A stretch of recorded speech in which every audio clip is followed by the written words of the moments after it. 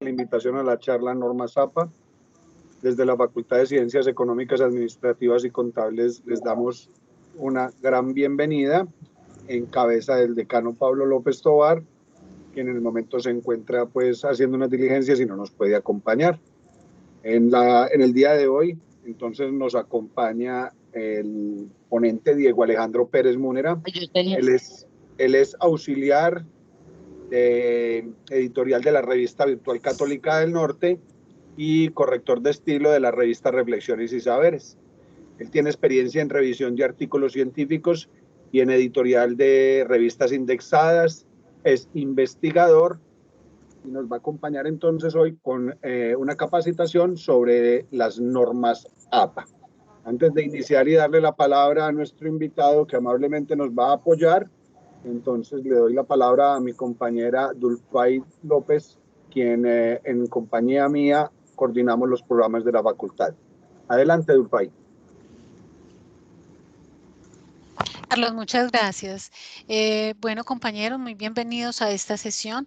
Espero, como siempre, que este espacio sea muy productivo para todos ustedes y que tengan muy en cuenta las normas que nuestro compañero nos va a socializar el día de hoy para que en el trabajo de grado ustedes puedan tener presente en cada uno de los elementos que desarrollen estas normas completamente visibles, claras y comprensibles para cada uno de ustedes. Al profesor Diego Alejandro Pérez, muchas gracias por aceptar esta invitación a la socialización de este tema tan importante. Bueno, entonces, sin más, le podemos dar inicio a la charla. Gracias, Carlos. Perfecto, gracias, Dulfay. Entonces, compañeros, antes que nada, pues un servicio parroquial por el chat de la conferencia. Está rodando el enlace para que por favor diligenciemos la asistencia. Muchas gracias y no siendo más, Diego Alejandro, es todo tuyo. Muchas gracias. Carlos, también para comentarle a todos los asistentes que comenzamos a grabar en este instante. Sí, con la autorización de todos y con fines académicos, entonces vamos a dar inicio a nuestra grabación. Bueno, agradecer en primera instancia a la facultad, al profesor Carlos Horacio Dulfay, al decano y a todos los docentes que se interesan entonces en este tema tan importante de las normas APA, a todos los estudiantes, egresados y demás comunidad pues, que nos acompaña hoy en este espacio. Les voy a pedir el favor de que me informen cuando puedan ver mi escritorio.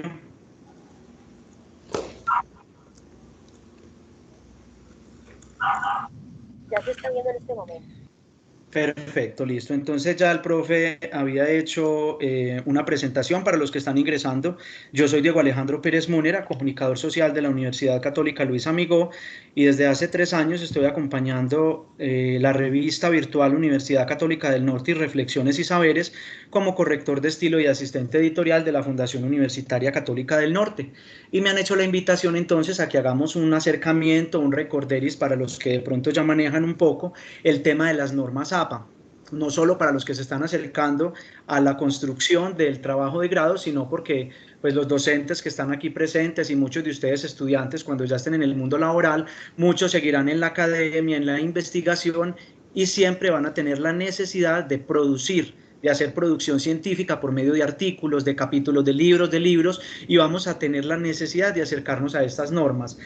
Voy a tratar en este tiempo de abarcar lo más importante, de pronto va a ser mucha información, pero les quiero dar la tranquilidad de que luego podemos, con los docentes, Dulfay y el profesor Carlos, si quieren, podemos hacer otra serie de talleres un poco más específicos, una capacitación solo para citación, otra para referencias, y les dejaré mi correo electrónico para si alguno tiene alguna duda que no podamos solucionar hoy o necesita ya directamente acompañamiento en su texto, yo estaré siempre disponible para ustedes.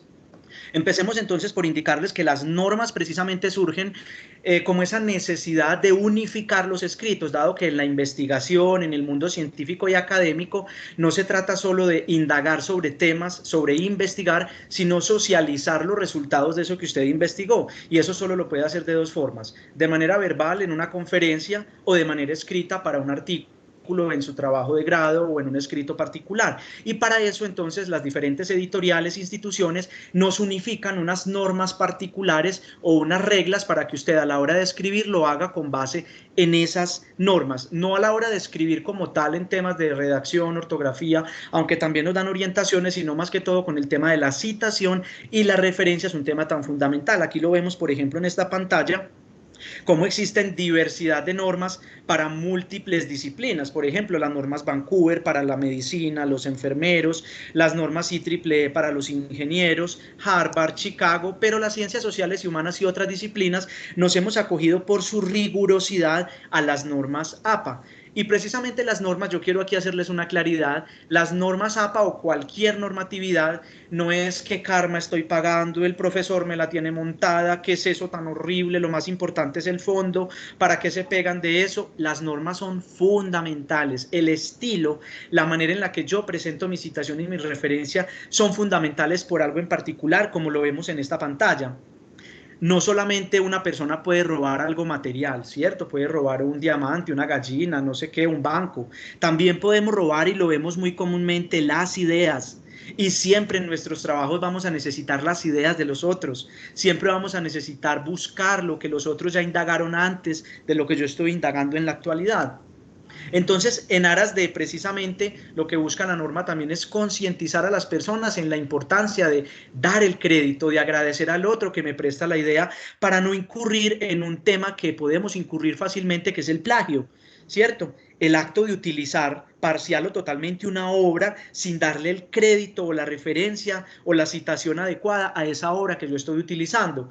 Asuntos legales incluso nos pueden llegar a ocurrir si nosotros hacemos plagio, y puede ser un plagio con intención y un plagio sin intención. ¿Cómo así, Diego, que sin intención o con intención? Unas veces pues podemos decir, no, el profesor qué tiempo se va a poner de revisar 40 trabajos, él no se da cuenta que esto lo copié y lo pegué. Intención, tuve conciencia de que no lo debía hacer y aún así lo hice. Sin intención, como a veces no conocemos la norma, por ejemplo, más adelante lo vamos a ver, las citas de más de 40 palabras no llevan comillas, pero tienen una sangría izquierda. Si a mí se me olvida la sangría y como no va en comillas, ya estoy incurriendo allí en una incorrecta citación, lo que me puede generar problemas. No fue intencional, es que se me olvidó hacerle la sangría, pero podemos incurrir. Por eso es tan importante tener en cuenta estos detalles, y más ahora que las instituciones, por ejemplo, nosotros en la Católica del Norte, ya contamos con un software de similitud que se llama Turnitin, en el cual el docente sin ningún problema sube su trabajo, lo cuelga en esa página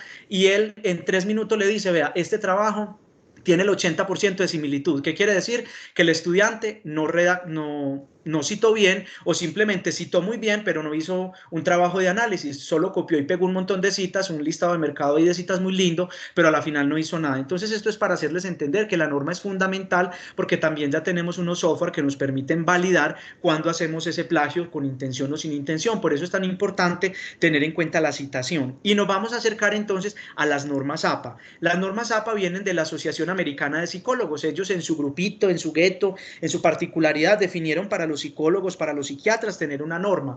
¿Qué pasó? Que esta norma fue creciendo y se fue visibilizando en el mundo, y con un rigor académico y un estilo particular, las demás ciencias dijeron, acojámonos a esa norma. Yo sé que muchos de los que estamos hoy aquí en el colegio, en la universidad, si hicimos otros pregrados, pues nos tocó trabajar con las normas ICONTEC. Ahora nos acomodamos a estas normas particulares que vienen de los Estados Unidos. Recordemos que veníamos en una 6ª edición, se demoraron 9 años para hacer un cambio, y viene la 7ª versión que la lanzan al público en octubre del año 2019.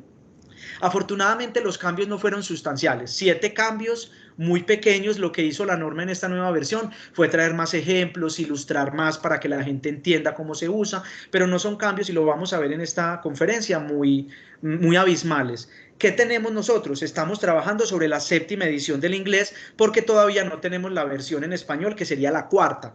Manual Moderno, que es la editorial mexicana, que tiene la autorización para hacer esta versión, pues se demoran haciendo la traducción, y por temas de pandemia se ha demorado un poco más el asunto. Entonces lo que les vamos a presentar hoy aquí son las normas APA 7ª versión, inglés, que las universidades han hecho su propia traducción.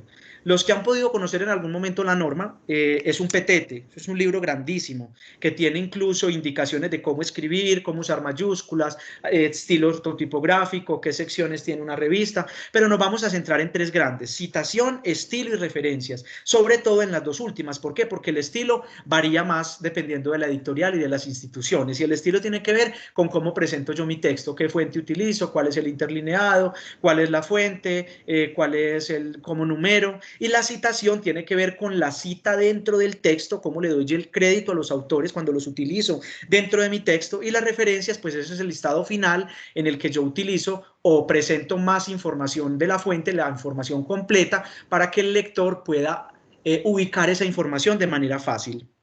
Aquí yo sí quiero en la primera parte sobre el estilo, si a alguno se interesa luego podemos, para que de pronto no se nos vaya a ir el tiempo sin trabajar las otras dos, aquí lo voy a hacer muy grosso modo, más rapidito, luego lo podemos visibilizar, y es todas esas particularidades iniciales de cómo voy a presentar. Aquí, ¿por qué no me centro? Porque la gran mayoría de universidades y de editoriales han cambiado, no se apegan tanto a las normas APA.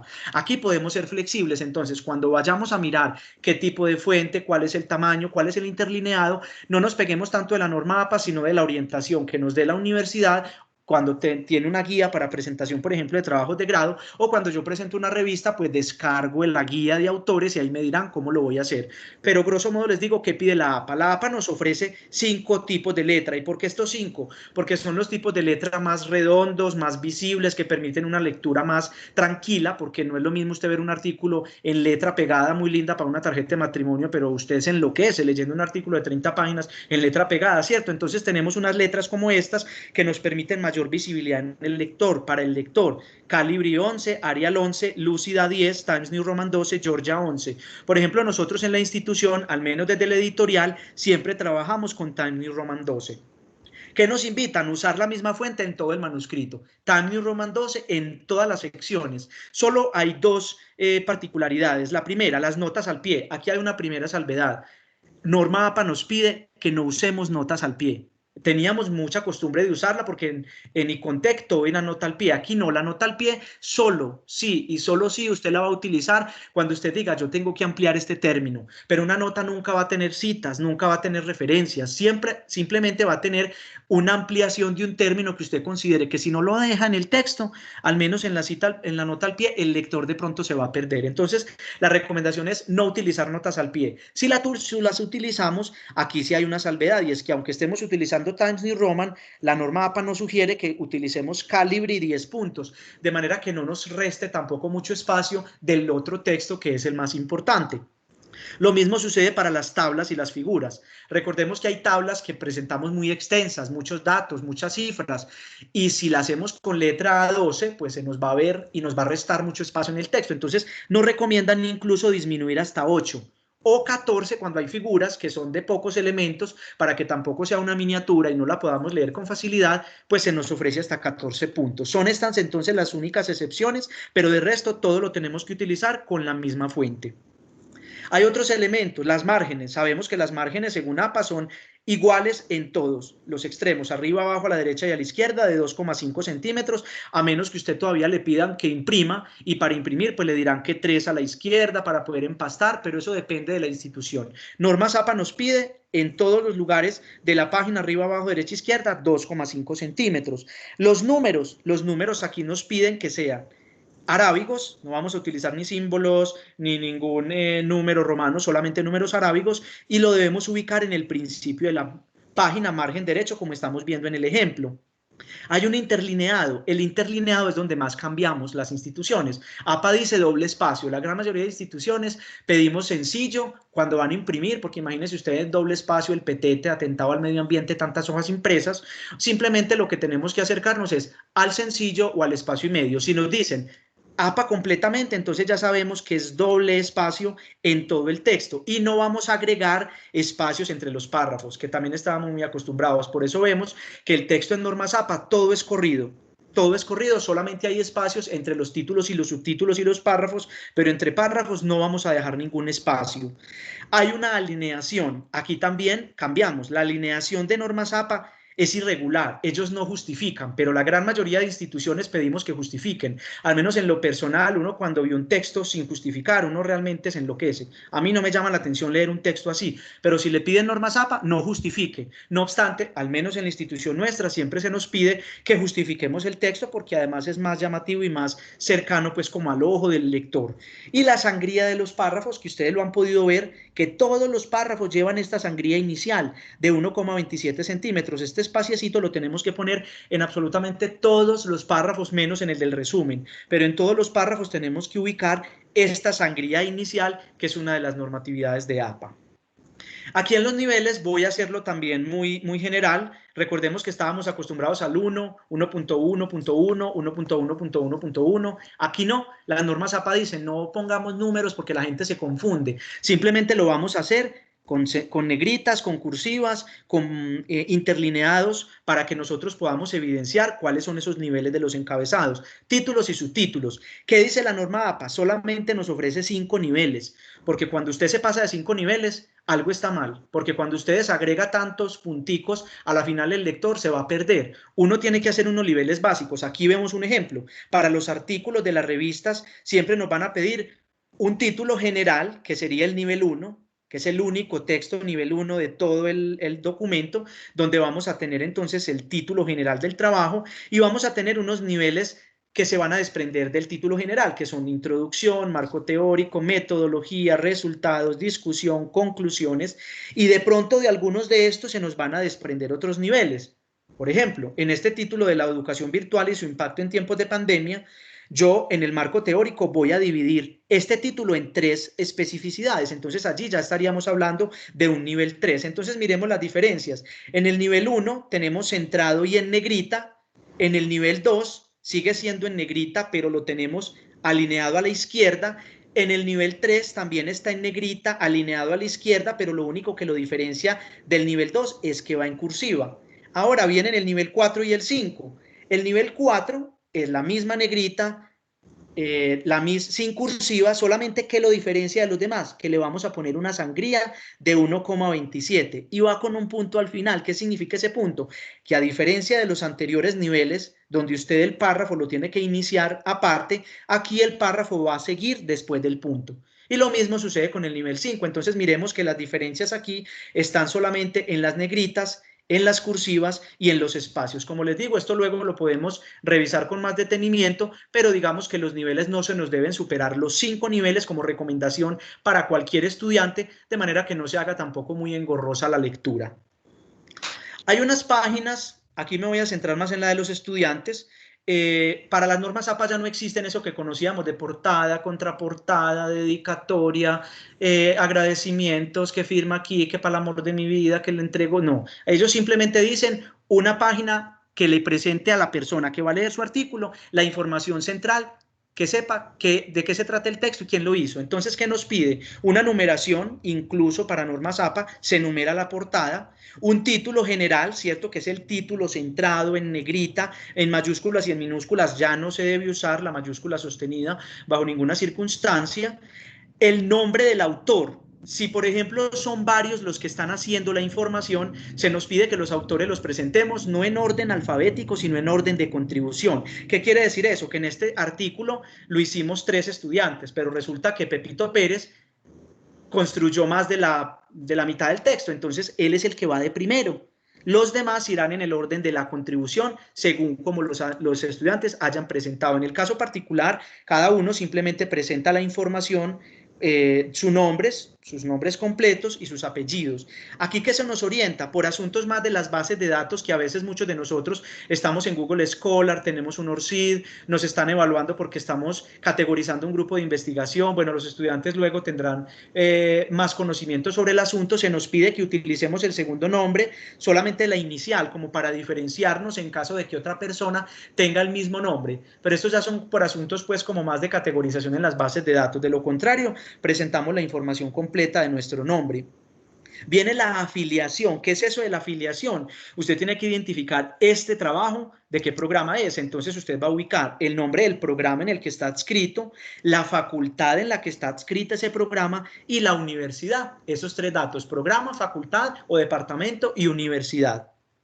Y la última parte ya es la información del curso, el nombre del curso en el que usted está entregando su trabajo, en este caso es trabajo de grado 2, el nombre del docente, del asesor, del maestro que le está acompañando, y se nos indica que si conocemos el último nivel de último nivel académico, por ejemplo, Sergio es magíster, entonces ubicamos la abreviatura de magíster, si es licenciado de licenciado, si es doctor de doctor, y si no la conocemos, simplemente ubicamos el nombre del docente y la fecha exacta, día, mes y año, o mes, día y año, no importa como usted lo ubique, pero que siempre lleve estos 3 datos, porque además también le permite valorar al docente la entrega puntual según las fechas que orientó. Entonces, esta es la página necesaria. Cuando nos pidan a nosotros la entrega de un trabajo, no nos preocupemos por lo demás, a menos pues que hayan otras indicaciones, porque todavía los trabajos de grado se entregan con portada, contraportada, pero para trabajos básicos que le pida a usted un docente con normas APA, ya sabemos que esta es la portada esencial que nosotros vamos a entregar.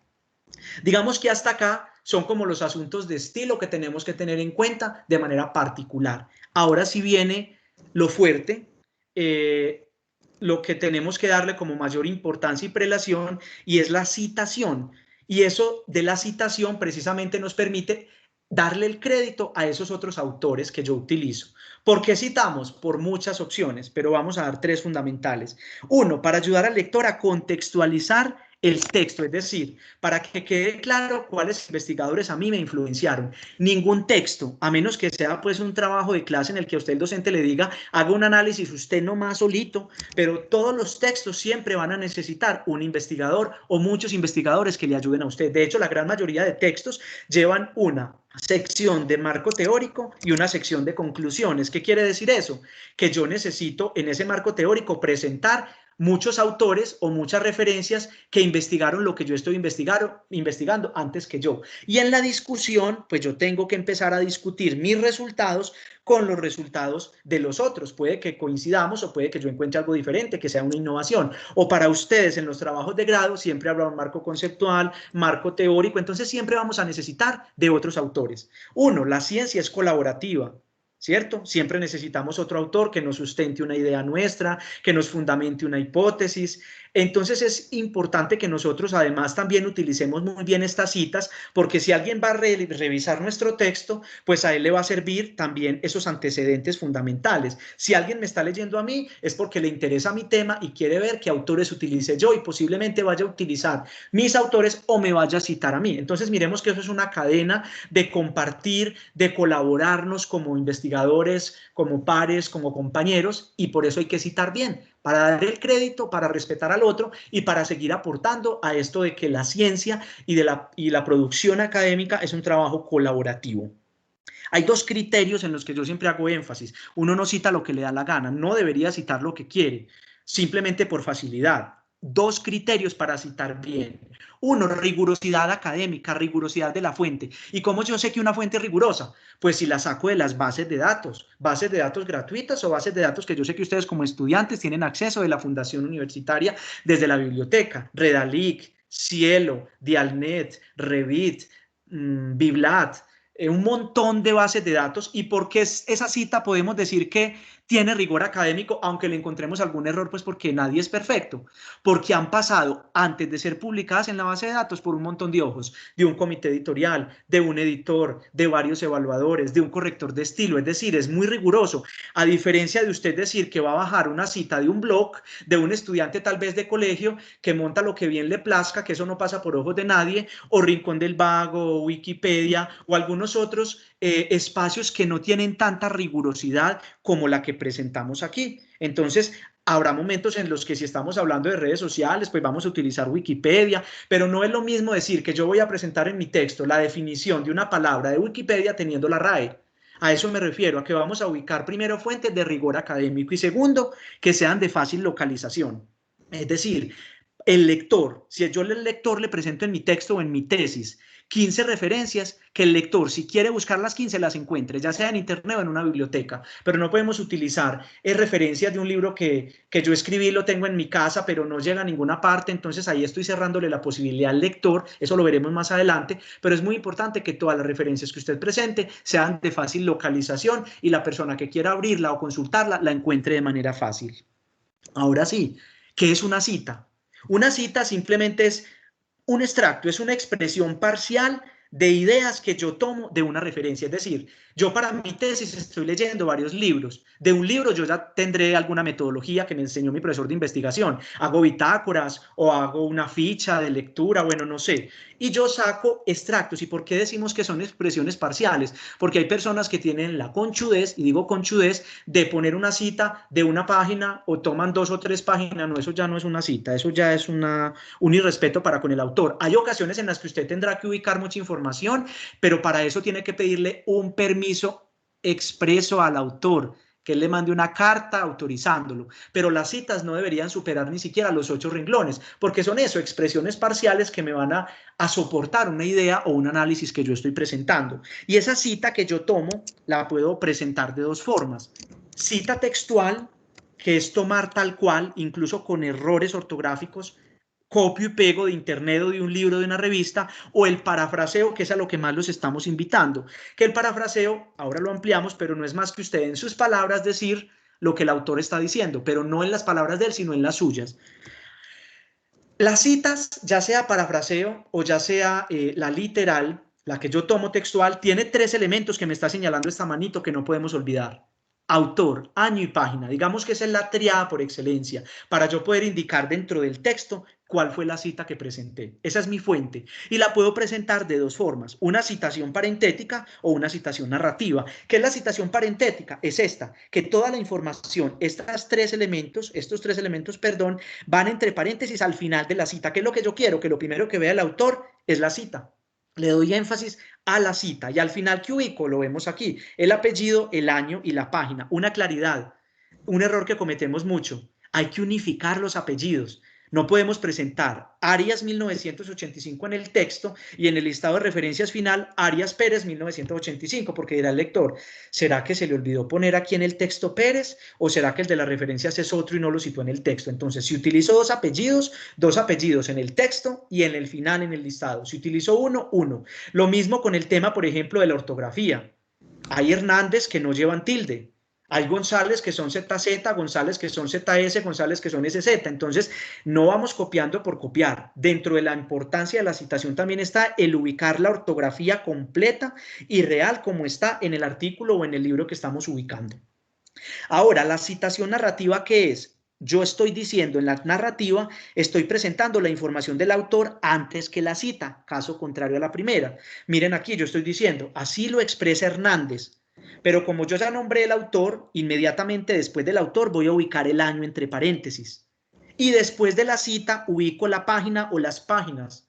¿Qué sucede? Que también es otro error. Ubicamos después del año los números de páginas. No, los números de páginas siempre irán al final de la cita. Ahora, esta citación narrativa tiene otra opción y es que yo este año lo haga parte de mi texto. Miren el ejemplo. En su escrito de 1996, Hernández, ya no tenemos que ubicar entre paréntesis el año porque ya lo hicimos parte de nuestro escrito. Entonces miremos que en cualquiera de los 3 ejemplos siempre vamos a tener estos 3 elementos. Pero ¿qué sucede? Resulta que aquí vemos las abreviaturas. P página, PP páginas, porque hay ocasiones en las que tenemos un pedacito de la cita en la página 38 y el resto está en la 39, o párrafos. ¿Qué sucede con párrafos? Que estamos utilizando mucho recursos digitales y a veces en los recursos digitales, páginas web o páginas, por ejemplo, del Ministerio de Colciencias, de MinCiencias, perdón, de la Presidencia, no tenemos número de páginas. ¿Qué podemos hacer? Ubicar el número de párrafos. Y hay 2 opciones de hacerlo. 1, hay algunos sitios web, muy pocos, que tienen un numerito al final o al principio del párrafo. Estamos ganados. Simplemente ubicamos aquí, en vez de la página, con esta abreviatura de párrafo, el número 4. Entonces, cuando él abra a Pérez 2018, simplemente busca el numerito 4. Pero ¿qué pasa? Y esto es para la gran mayoría de artículos donde no tenemos número de página. Aquí, como vamos a ver en el ejemplo, lo que nos permite a nosotros la norma APA es que ubiquemos el nombre de una sección. Vemos acá el documento, por ejemplo, de MinCiencias. Y yo estoy utilizando una parte que está por aquí al final. Estoy utilizando una cita, esta cita. La llevé textual. ¿Cómo hago yo para presentarla? Simplemente donde va el número de la página, yo voy a colocar este nombre, este subtítulo. Alimentos. Aquí lo estamos viendo. Alimentos. Sección alimentos. ¿Qué le permite esto al lector? que cuando ingrese a ese documento que les acabo de mostrar tan largo, él no va a tener que leerlo todo, sino que simplemente va a la sección de alimentos y cuenta 2 párrafos. ¿Listo? Esto es muy importante. Recordemos que las normas APA siempre están pensando en el lector y ustedes cuando escriban también piensen en ese lector que le vaya a facilitar encontrar esas referencias. ¿Qué sucede cuando no tenemos número de párrafo y cuando no tenemos secciones? Y son documentos muy largos, no nos podemos quedar haciendo un trabajo de las 8 de la mañana y a las 10 de la mañana usted todavía 503, 504, no, ahí no lo cuente. Es la única opción en la que desaparece el número de página, pero siempre y cuando tengamos página o posibilidad de dar el número de párrafo, pongámoslo dentro de nuestra cita, porque eso le permite al lector ubicar con mayor facilidad. Esas citas textuales, esas literales, esas que yo copio y pego, tienen 2 opciones. Las citas cortas y las citas extensas. Las citas cortas son las que tienen menos de 40 palabras, es decir, entre 1 y 39. La que tiene 40 ya cuenta como larga. Entonces, entre 1 y 39, ¿qué es lo que yo tengo que hacer? Siempre las voy a ubicar entre comillas. Nunca se me pueden olvidar las comillas. Aquí, por ejemplo, vemos esta particularidad. Está la cita de menos de 40 palabras entre comillas y al final tiene la información, los 3 elementos parentéticos, aunque también lo hubiese podido hacer narrativo. ¿Qué sucede y cuál es la diferencia con las que son 40 o más palabras? Miremos acá. Tiene que ir en un párrafo aparte, pero como no van las comillas, yo tengo que ubicarle una sangría izquierda completa a todo este párrafo de 1,27 centímetros. Es lo único que me garantiza. Recuerden que si no le damos la sangría, como no tiene comillas, correcta, incorrecta la citación. Y puede creer como que usted lo puso como si fuera suyo o como si fuera una paráfrasis, cuando no es una paráfrasis ni es suyo, es literal. Entonces, que nunca se nos olvide la sangría izquierda y ubicarlo en párrafo aparte. Que tiene también que va el punto al final de la cita, más no de la fuente. Mire que en la fuente no va punto. Uno siempre tiene que terminar con un punto final, un párrafo, pero cuando es una cita no nos piden un punto. Miren que en la corta no hay punto al final de la cita, pero en la larga hay punto al final de la cita, pero no al final de la fuente. Entonces recordemos, 1,39 palabras entre comillas, 40 o más palabras, párrafo aparte, sangría izquierda de 1,27, punto final de la cita, no punto final de la fuente. Y miremos que también tiene los 3 elementos que les había comentado. La paráfrasis, ¿por qué nos piden tanto la paráfrasis? Porque como ya nos están midiendo, yo no sé, acá los profesores luego me corregirán, pero en la gran mayoría de instituciones le dicen al estudiante, cuando usted entregue su trabajo de grado lo vamos a pasar por Turnitin. No puede superar, la gran mayoría de instituciones están entre el 25 y el 30% de similitud. Si su artículo tiene más de ese porcentaje, usted... ¿qué hizo? Puso un montón de citas, pero usted no analizó, usted no indagó, usted no presentó nada, sino un montón de citas muy bien citadas, pero ¿dónde está su esfuerzo de análisis? Entonces, ¿qué nos invitan? A que utilicemos las paráfrasis, porque las paráfrasis, como no son literales, el software no los va a tratar como si fuera una cita literal y a usted también le va a permitir hacer un ejercicio de reflexión sobre esa cita. Pero ¿qué les quiero consultar? ¿Qué les quiero indicar aquí? Una paráfrasis no es lo que usted entendió de esa cita, ni lo que usted analizó, ni la va a discutir. No, usted va a decir lo mismo que el autor está diciendo, pero en sus palabras. Pero no va a ser lo que hacen la gran mayoría, y lo encuentro mucho en la revista para la que trabajo, que los profesores cambian la primera palabra y la última, y ya es que es una paráfrasis. No, eso no es una paráfrasis, le cambiaste 2 palabras, pero la gran mayoría, la del centro, sigue siendo literal y así lo va a tomar el software. Entonces simplemente utiliza tu discurso, tu caja de herramientas discursiva, tu léxico y trata de decir en tus palabras lo que está diciendo el autor. Y siempre vamos a tener que utilizar la cita. ¿Por qué? Porque aunque están sus palabras, usted tuvo que haber sacado eso de otra parte. Entonces usted no se tome atribuciones, que porque como no es una cita nadie se da cuenta. No, sí se dan cuenta. Entonces usted lo único que hace es ubicar también el autor, indicando que esto es suyo en sus palabras, pero que lo tomó, en este caso de CACU 2009. ¿Qué nos indica la norma APA? Que demos el número de la página. No es una obligación, pero ¿por qué el número de la página? Porque es que usted igual está haciendo una paráfrasis de una cita que sacó de una página en especial. Entonces dele la posibilidad a su lector, recordemos, pensan siempre en el lector, de que si él no quiere quedarse con lo que usted escribió parafraseado, sino que quiere ver lo original, pues entonces él ya sabe que va a la página 15 y va a ver el contraste. Entonces, siempre que tengamos la posibilidad, aunque sea una paráfrasis, demos el número de la página o del párrafo. Si no, no hay ningún problema porque no es obligatorio, es solamente pensar en el lector. Hay unas precisiones en las citas, es decir, yo puedo intervenir las citas. ¿Qué pasa? Que hay unas citas que tienen error. Aquí hay un ejemplo. evolucionista con B, bruto, ¿qué le pasó? Cualquiera, yo soy corrector de estilo y a veces leo un artículo después de que ya se publicó y digo, bueno, no este tipo de cosas, pero ay, ¿cómo se me fue esta coma aquí? No somos perfectos, ¿cierto? Entonces, ¿qué sucede? La norma APA no nos permite que le cambiemos la B por la V, porque aunque sea solo una letra, usted no puede intervenir una cita textual porque no es suya. Entonces, ¿qué es lo único que nos ofrecen? Esta palabra latina que significa así, es decir, este SIC da cuenta de que la palabra anterior, la palabra que le precede, tiene un error. Entonces usted entre corchetes ubica SIC en cursiva. ¿Qué es lo que hace? El error sigue, pero al menos usted se cura en salud y le dice a su lector, yo al menos encontré el error. No lo pude corregir, pero bueno, no importa, al menos lo leí, lo encontré y dejo esta salvedad. Muchos dirán, ay, ¿eso para qué si el error sigue? Pero bueno, es una formalidad de demostrar que usted leyó y que por respeto, pues le demostró a su lector que usted, aunque no lo pudo cambiar, encontró ese error. Pero siempre lo debemos ubicar, este SIC.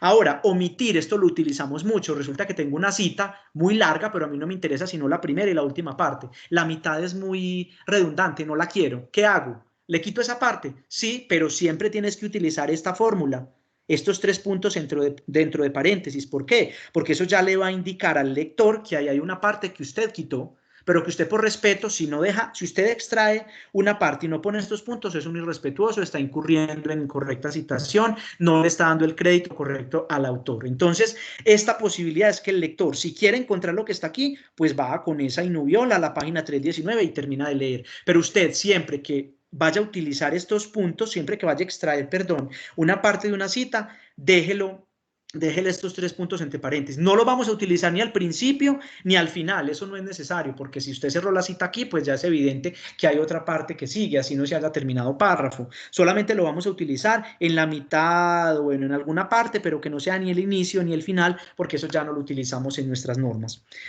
Insertar material. Resulta que yo estoy hablando de esta cita y mi texto habla de los juegos infantiles, pero esta cita es muy general, de los juegos.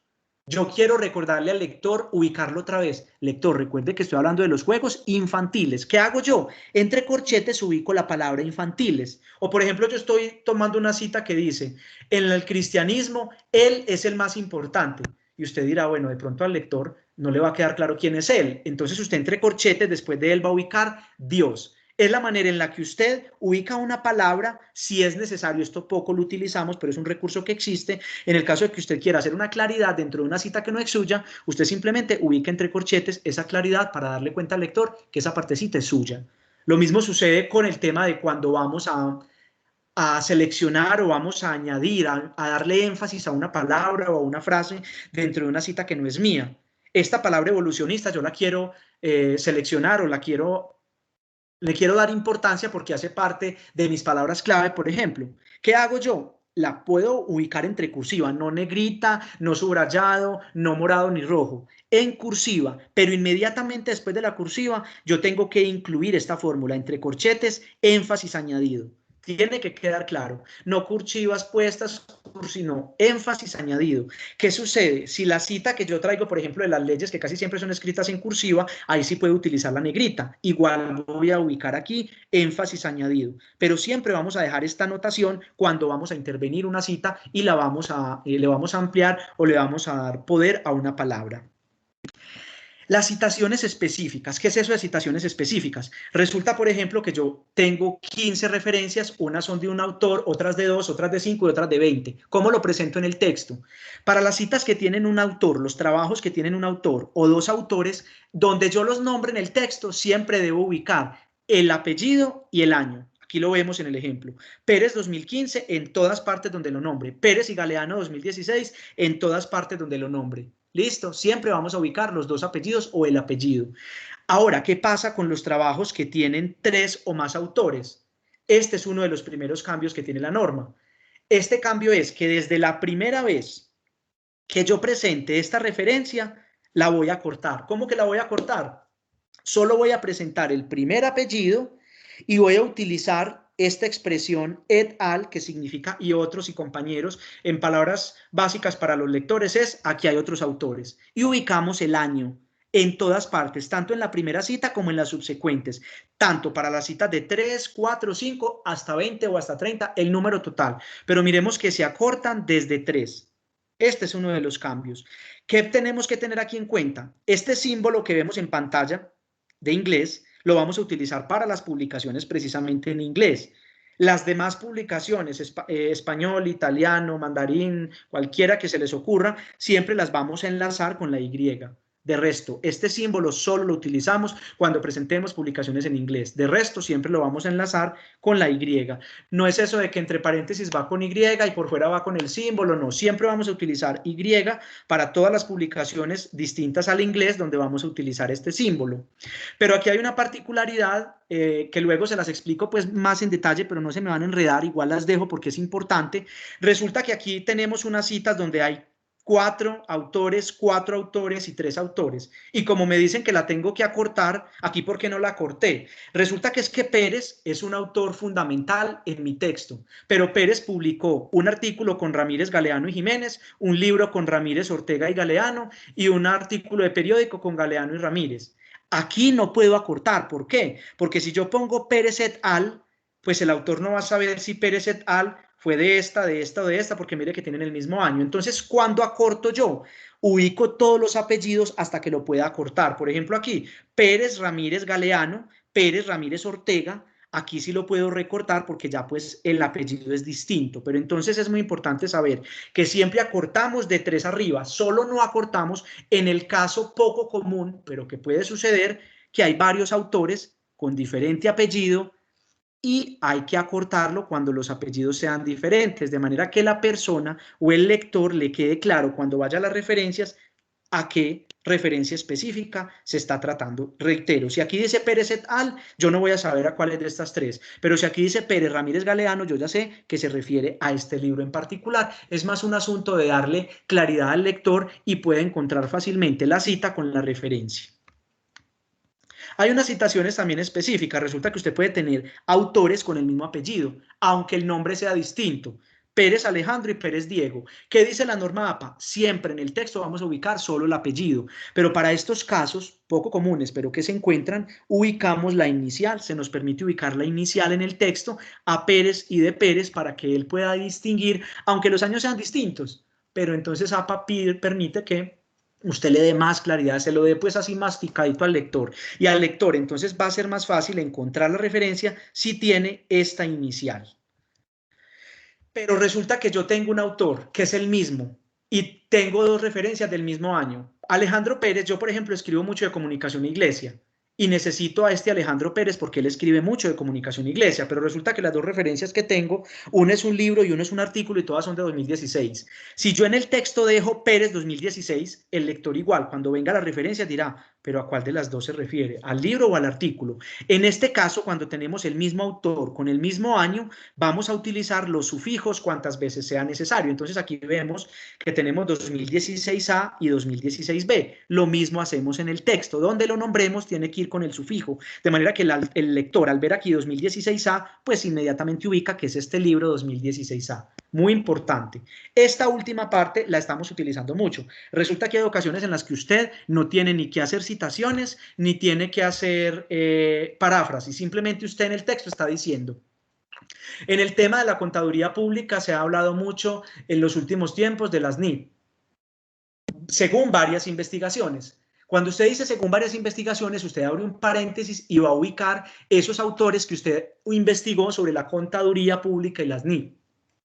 ¿Qué sucede? Allí no tiene ninguna cita, no tiene ninguna paráfrasis, pero usted está dando referencia de qué autores hablan de ese texto. ¿Qué nos pide la norma APA? Que los ubiquemos entre paréntesis, que los dividamos por punto y coma y que los ubiquemos en orden alfabético. ¿Listo? Aunque no tengamos citas y aunque no tengamos paráfrasis, igual como los mencionamos, tenemos que tener la referencia completa en el listado final.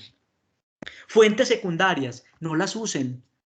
Las fuentes secundarias no son recomendables según la norma APA. ¿Qué es una fuente secundaria? Resulta que yo estoy leyendo un libro de Pérez 2016 y me interesó mucho lo que dijo Pérez 2016 de Barbero. No le dé pereza, vaya a las referencias y vaya ubique a Barbero.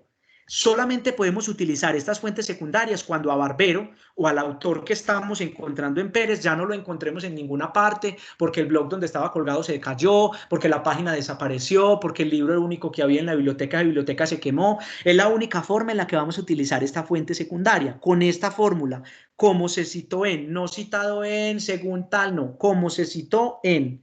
¿Y cuál la referencia llevamos al listado final? Pues a Pérez, que fue la que leímos. A Barbero no, porque estaba dentro de Pérez. Pero le reitero, no las utilicemos a menos que sea estrictamente necesario porque la obra ya no existe. Obras clásicas, cuando utilizamos entonces a estos filósofos, Aristóteles, Platón, Parménides, no sé qué saben ustedes más que yo de filósofos, nosotros generalmente lo que leemos de ellos no son los libros originales, muy viejos, estamos utilizando casi siempre las traducciones y lo podemos encontrar en las portadas y contraportadas de estos libros. Entonces, siempre que yo utilice, debo percatarme lo que diga la portada. Si dice traducción, entonces cuando yo esté ubicando la información de la fuente, ubico el apellido, que sería el nombre del filósofo, y en vez del año también le agrego esta fórmula, trat en, que significa la traducción de 1931, que tiene que quedar claro para obras clásicas, en este caso de filósofos, que usted lo que está revisando es una traducción. Este de comunicaciones personales lo vamos a ver enseguida. Estas dos opciones, ¿qué pasa cuando no tenemos un autor? Si nosotros ubicamos fuentes de las rigurosas que les digo, de bases de datos, no de Wikipedia, ni Rincón del Vago, ni de blog, siempre vamos a tener autores, pero resulta que yo estoy utilizando una información de un blog que es fundamental, de un tema que no encuentro en ningún artículo, pero no tiene autor por ninguna parte. Hay veces los autores se llaman anónimos. Si se llaman anónimo, siempre el apellido del autor será anónimo. Ese va a reemplazar apellido y nombre. Pero si yo no encuentro por ninguna parte, ¿qué me va a sustituir a mí el nombre? El título o la parte del título. Resulta que en el blog se llama Las vocales en la niñez, importante para la lectura. Como no hay ningún autor, yo tengo que poner la fuente. ¿Qué ubico en la fuente? El nombre del título o la parte del título. Mire que aquí lo acortamos. Las vocales en la niñez, año 2005. Y cuando vamos a las referencias, pues vamos a encontrar también que la entrada de autor va a ser este título. Esto lo encontramos poco, como les digo, si seguimos la rigurosidad de las fuentes, pero esto sí lo podemos encontrar mucho. Artículos que no tienen año por ningún lado, no tienen ni año ni fecha. ¿Qué es lo que hago? Entonces no puedo dejar esta primera parte que nos pide la fecha del artículo, del libro, del capítulo vacía. Siempre voy a utilizar esta fórmula, S.F. que significa sin fecha, tanto en el texto como en la referencia final. Esto para los artículos, reitero, o productos que no tengan ninguna fecha. ¿Qué sucede? Resulta que a veces, aquí estamos entrando mucho en las instituciones, nos están pidiendo referencias en inglés. Listo, yo utilicé una cita en inglés, pero su texto es en español. ¿Qué hago? Tengo dos opciones. Lo primero, presentar la traducción. Usted puede hacer la traducción si es bueno para el inglés, o pregúntele a un docente o pídale el favor de que le haga la traducción. Como es una traducción, ya deja de ser cita textual, entonces simplemente usted lo presenta como una paráfrasis. Pero usted dice, no, yo quiero descrestar a mi profesor Carlos. Voy a dejarle aquí esta fuente que saqué en francés. ¿Qué sucede? Que aunque usted deje la fuente en francés, como lo vemos aquí, inmediatamente después de las comillas y entre corchetes, usted tiene que ubicar la traducción al español. O si usted está escribiendo en inglés y pone una cita de español, tiene que dar la transcripción a la traducción al inglés. ¿Por qué? Porque usted tiene que garantizarle al lector que el texto sea completo en el idioma en el que lo está escribiendo. Entonces, si usted va a dejar alguna cita que sea de otro idioma, la puede hacer por lo del caché, digámoslo, pero usted inmediatamente después de la cita, entre corchetes, debe ubicar la traducción. De manera que el lector, no todo el mundo sabe el idioma francés, pueda entender qué es lo que se diga, lo que se dice allí, y no tenga que ir a abrir el traductor de Google o buscar otra información en otra parte. Esta es una pregunta que hacen muchos los estudiantes, incluso los docentes. Yo puedo, por ejemplo, poner una fuente de la nota de clase de la profesora Dulfay, o yo hice una observación en un trabajo de campo, yo puedo ubicar eso. O me hicieron un comentario en la calle y yo lo tengo que poner allí porque es muy importante. No, para trabajos académicos siempre tenemos que tener una referencia que tenga un mínimo de datos recuperables, porque si yo, Diego, estoy leyendo un trabajo de ustedes, si ustedes ponen una cita a la profesora Dulfay, ya quedé listo, no lo voy a encontrar y tampoco te voy a llamar a decirte, ve, pásame la copia del cuaderno de tu curso con Dulfay. Imposible. Pensemos siempre en el lector, a menos pues que sean trabajos básicos de clase, que la profesora le diga puede utilizar lo que yo expuse o las diapositivas. Pero ¿qué pasa? Que sí podemos utilizar las diapositivas siempre y cuando estén colgadas en un sitio web. Ahí ya la podemos utilizar como referencia de diapositivas. Pero si es una simple nota en su cuaderno, no la debemos utilizar porque no es recuperable. El tema de comunicaciones personales sucede más para el trabajo de campo, cuando hacemos entrevistas, cuando hacemos encuestas, cuando hacemos una llamada telefónica, cuando grabamos una llamada, que generalmente lo hacemos en nuestro trabajo cuando vamos a presentar los resultados. ¿Qué sucede? Que la norma APA nos indica una forma de hacerlo, como lo vemos aquí, que es ubicar la información de la persona que nos dio la comunicación con la inicial del nombre y el apellido. Vamos a ubicar el nombre de comunicación personal, no hay que decir carta, correo, mensaje de texto, no, comunicación personal, y la fecha exacta en la que le enviaron esa comunicación personal. ¿Por qué esto no lo utilizamos tanto? Porque recuerden ustedes, los que ya han visto investigación, por temas de confidencialidad, nunca debemos ofrecer ni mostrar el nombre de aquellas personas que nos sirvieron en nuestras entrevistas. Entonces, generalmente lo que usamos es un código EV1. ¿Qué es lo que sí tengo que hacer en una nota al pie? Tengo que delimitarle al lector: este código se utilizará para respetar la confidencialidad de los entrevistados. El código E significa entrevistados, la V significa vecindad y el número significa el número de la entrevista. Es decir, hay que sí decirle al lector qué significa el código, pero la idea es que usted no presente información por temas de confidencialidad, pero si lo pudiera hacer porque el entrevistado no tiene ningún problema, lo vamos a presentar como está aquí, con esta fórmula que nos ofrece Normas APA. Hasta aquí el tema de citas. No sé si tienen alguna pregunta que les haya sucedido, algo particular en el tema de citación. Igual, como les digo, yo voy a dejarles mis correos por si tienen alguna duda particular, la podemos resolver. Pero si tienen alguna duda en particular en algo en específico, me pueden interrumpir y yo con gusto, si tengo la respuesta, la podemos compartir. Pero eso es, digamos, lo general, porque hay muchas particularidades de citaciones, pero eso es como lo básico que tenemos que saber para darle el respeto al autor. ¿Qué pasa? Que viene el listado final. Es decir, como yo en el texto lo único que presento es el autor y el año, aquí en el listado tengo que presentar la información completa, es decir, para que el lector pueda encontrar. Y recordemos que hay una diferencia. Una cosa son referencias y otra cosa es la bibliografía. ¿Qué es las referencias? Los textos que yo utilicé y mencioné en mi manuscrito. Es decir, si yo en mi manuscrito presenté 15 autores, tienen que haber 15 referencias y viceversa. Si yo tengo 15 referencias, todas tienen que estar nombradas en el texto, así sea solo mencionadas. ¿Qué es la bibliografía? Que unos docentes permiten, generalmente en trabajos de grado, que usted también ubique las bibliografías de aquellos textos que aunque usted leyó, que aunque usted consultó, no le sirvieron a la final, no los ubicó en su texto. Es la manera como de darle a usted también el respeto de, bueno, usted se dio la tarea de leerlo, ubíqueme qué leyó. A ver, de pronto le sube la nota o eso también le permite al otro, al lector, indagar sobre textos que aunque a usted no le sirvieron en definitiva, a él le pueden servir. Pero generalmente lo que siempre utilizamos son las referencias. ¿Y cómo las vamos a presentar? En el trabajo, las vamos a organizar en orden alfabético y que tengan una sangría francesa. Vamos a ver acá, por ejemplo, para libros, vamos a conocer las más importantes, porque hay muchos ejemplos, pero generalmente nos invitan a que utilicemos libros, capítulos de libros y artículos, de vez en cuando videos, pero los otros muy de vez en cuando los utilizamos, pero igual tenemos una guía institucional que les dan a ustedes las orientaciones. Un ejemplo, el libro, mire que el libro solo tiene 4 elementos: el autor, el año, el título y la editorial. Vamos a ver acá un ejemplo.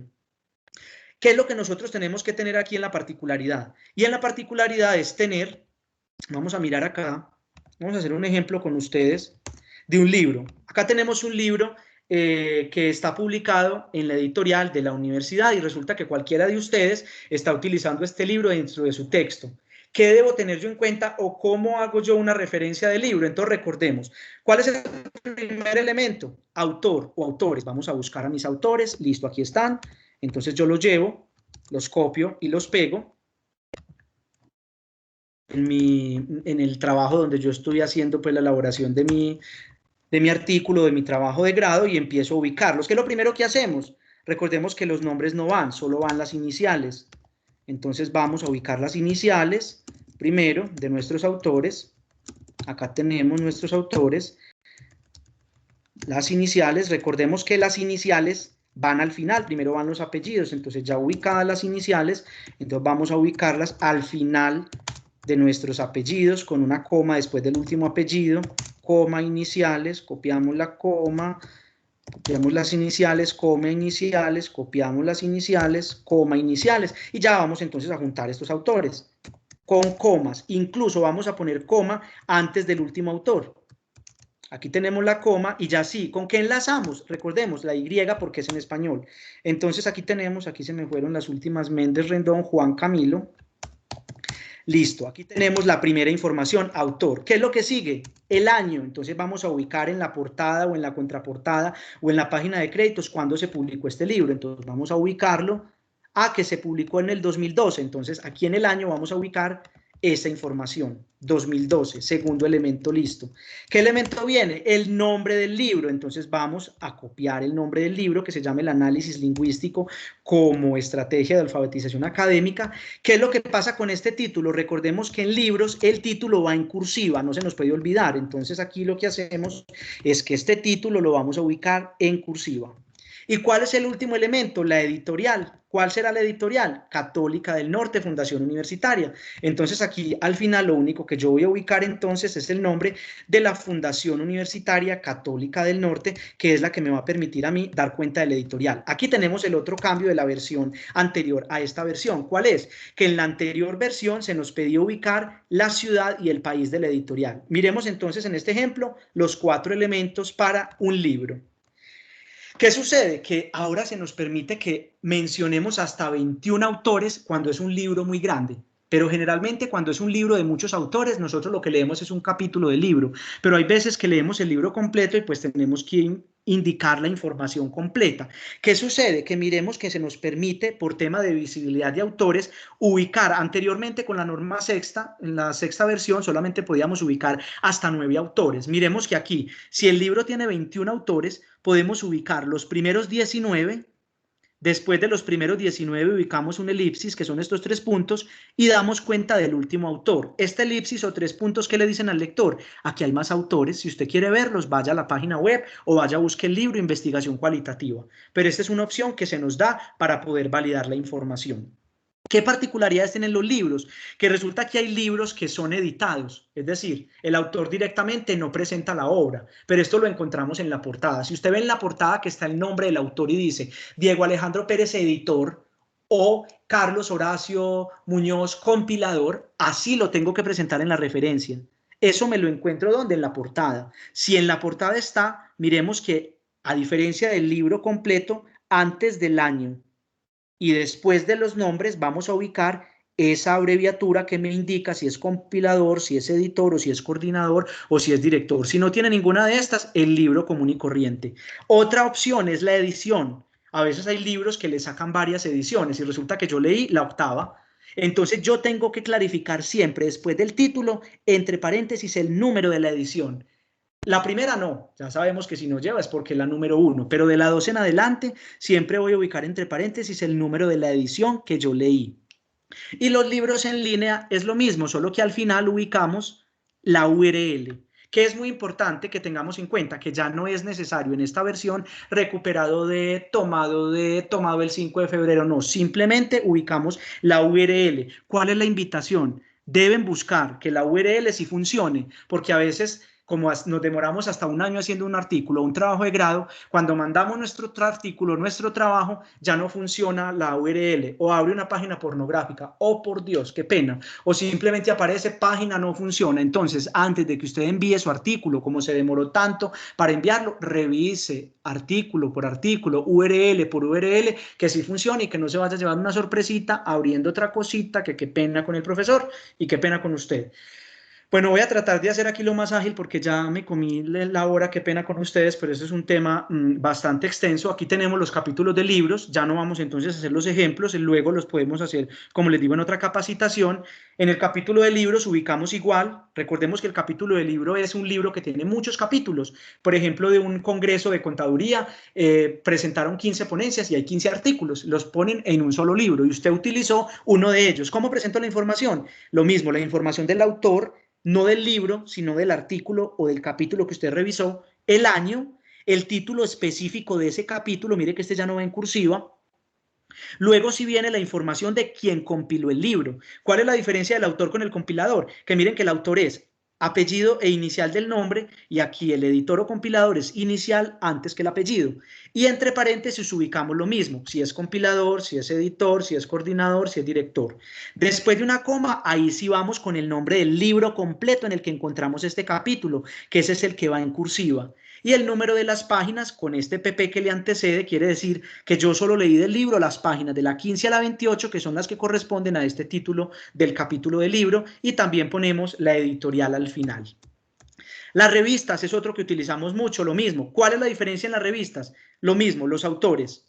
Aquí en vez del año nos piden también la información de los meses, porque las revistas son o bimensuales o trimestrales o cuatrimestrales o semestrales y generalmente tienen información de esa periodicidad. Por ejemplo, esta que es abril-junio. Entonces siempre vamos a ubicar la información del mes. Luego el título del artículo y el título de la revista. En este caso, mire que a diferencia del libro, que el título es el que lleva la cursiva, aquí la cursiva la lleva el nombre de la revista. ¿Qué son estos números? Estos números son el volumen, que generalmente las revistas traen volumen y número. ¿Cómo los diferencio? Porque miren que no hay espacio. El volumen va en cursiva y el número va entre paréntesis. No hay que poner V de volumen ni N de número, solo volumen en cursiva y número en paréntesis. Pero no se nos puede olvidar, porque si dejamos este 13 sin cursiva, uno como lector dirá, ¿será que era un volumen y se le olvidó la cursiva? ¿O será que era un número y se le olvidó el paréntesis? Entonces es muy importante tener esto claro. Y después de la coma ubicamos las páginas. Miremos que a diferencia del capítulo, aquí ya no hay que poner PP. Simplemente ubicamos los números que comprende este artículo. En este ejemplo vemos la diferencia de URL al artículo físico, y es que aquí tenemos la URL de la consulta.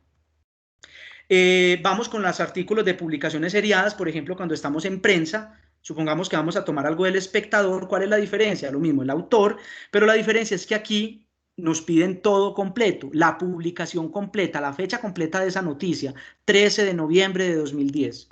Listo, esa es la diferencia. Aquí le sumamos el día, el título del artículo, luego ubicamos el nombre del periódico, el Espectador, el Tiempo, que hubo, bueno, que hubo no lo usemos, pero de pronto uno nunca sabe que necesitemos una de sus noticias amarillistas, entonces ubicamos el nombre del artículo, del periódico, y luego ¿qué ubicamos? La página web o la URL que me abra esa noticia que yo estoy aquí indagando.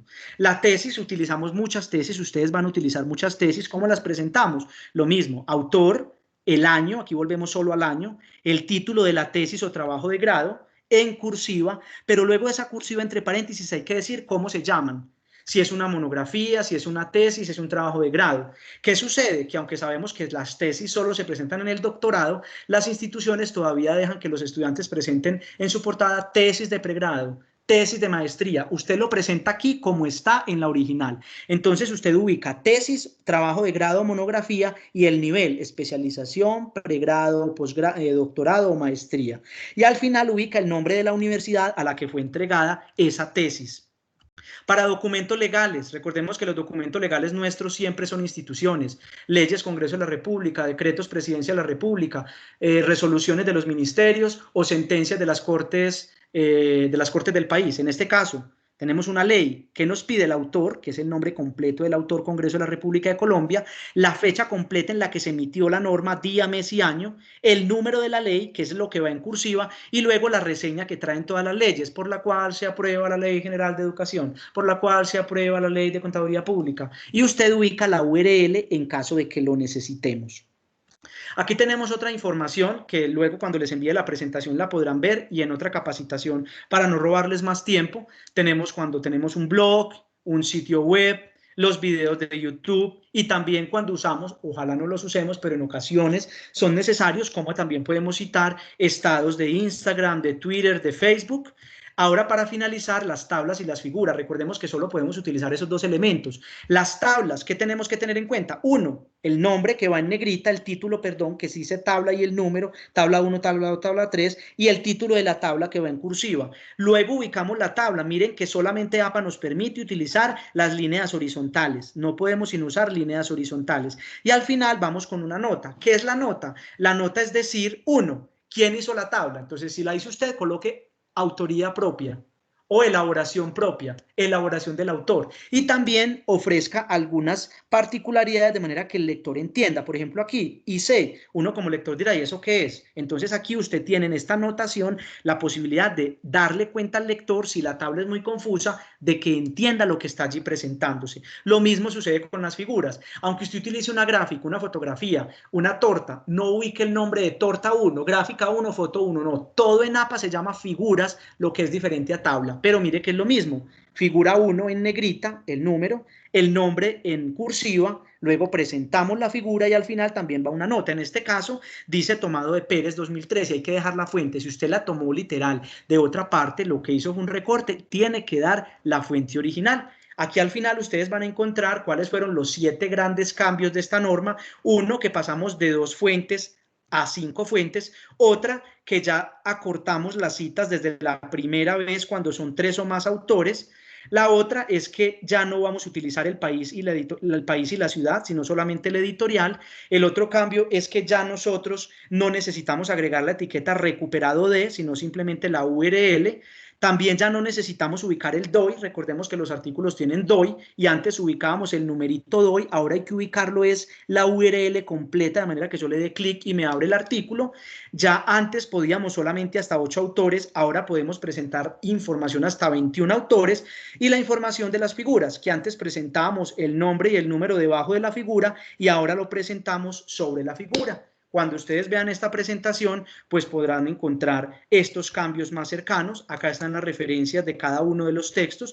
Recordemos también, ya para finalizar, que cuando ustedes hagan una presentación, como lo vemos aquí, aunque sea una presentación, tenemos que darle el crédito. Entonces, mire que, por ejemplo, cada figurita tiene su fuente. Aunque sea una presentación, no son figuras suyas ni fotografías suyas, entonces vamos a darle la cita. Les reitero, voy a dejarles acá en el chat mi correo electrónico por si tienen alguna duda particular o necesitan una auditoría con su texto o les queda una pregunta que necesitan resolver, y yo siempre desde la coordinación estaré pendiente de lo que ustedes requieran, agradecerles por la invitación, pedirles excusas por estos 7 minutos más que me les robé y espero pues que hayan tenido un poco más de cercanía con estas normas que son fundamentales para nuestro diario acontecer académico.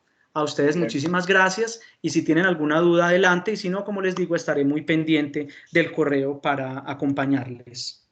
Diego, muchas gracias, bastante interesante. Sabemos que el tiempo es corto y es mucho lo que hay que despejar y explicar. Por aquí tenemos 2 personas que tienen levantada la mano, escuchamos a esas 2 personas y lógicamente ya quien tenga alguna duda en particular, pues nos contactará y le responderemos posteriormente. Claro sí. Primero lo tenía levantado Claudio Cartagena. Adelante, Claudio.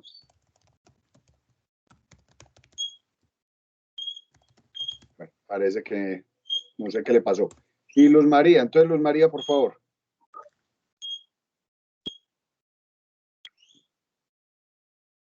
Hola, buenas noches. Entonces, ¿esta presentación la suben al diplomado con los datos del profe? Yo los datos se los acabo de dejar aquí en el chat, los 2 correos en los que me pueden escribir, y yo al profesor Carlos Horacio y a la profesora Dulfay les envío la guía institucional, que me imagino que esa ya estará pues ubicada, pero igual se las envío, y esta presentación, y ya ellos podrán hacer pues se les entregarán a ustedes de manera, no sé si por correo o lo montarán pero está disponible pues para que la puedan compartir. Vale, listo, muchas gracias.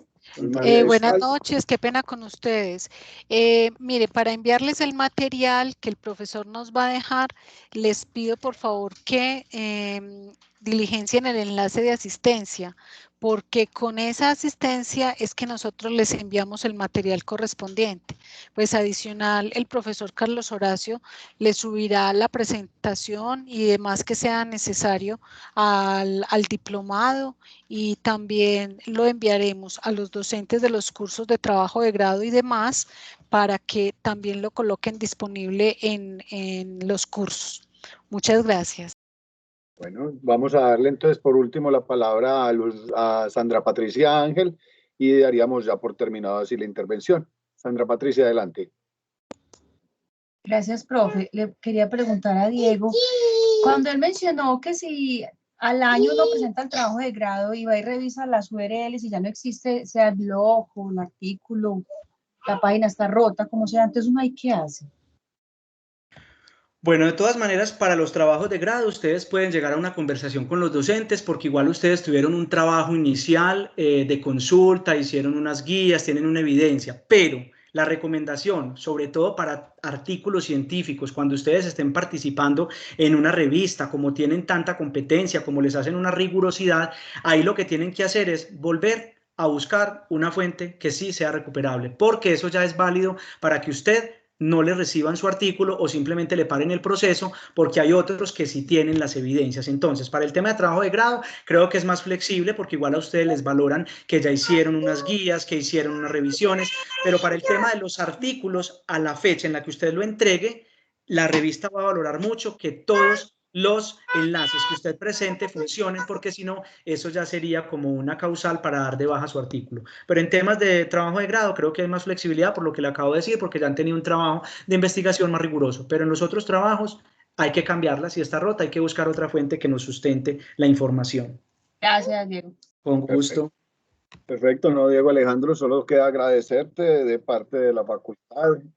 Muchas gracias. Fuiste muy claro, muy conciso y sabemos que podemos seguir contando contigo. Agradecerle también a Sergio, compañero de trabajo nuestro y tuyo más directamente, quien nos hizo este contacto y nos apoyó para esta charla.